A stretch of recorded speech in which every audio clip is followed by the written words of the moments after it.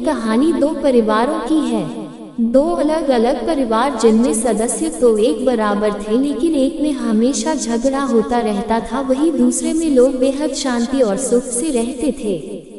यह दोनों परिवार एक दूसरे के पड़ोसी भी थे। झगड़ालू परिवार की पत्नी हमेशा इस बात से अचंभित रहती थी कि जहां उनके घर में हर दिन कोई न कोई झगड़ा हो जाता है, और दूसरी तरफ उनका पड़ोसी परिवार है जो कभी नहीं झगड़ते।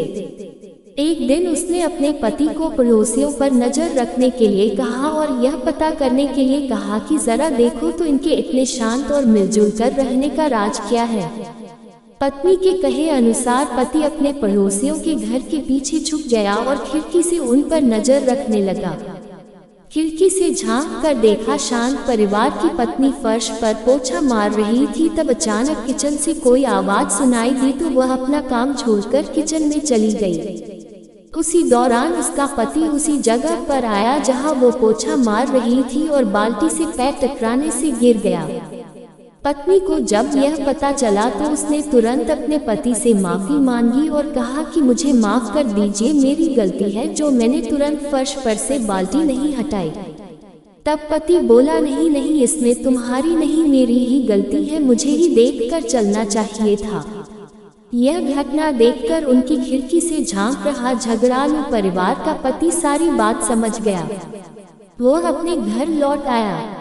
जब उसकी पत्नी ने पूछा कि तुम्हें पता चला क्या राज है, तब वह बोला, हाँ पता चला।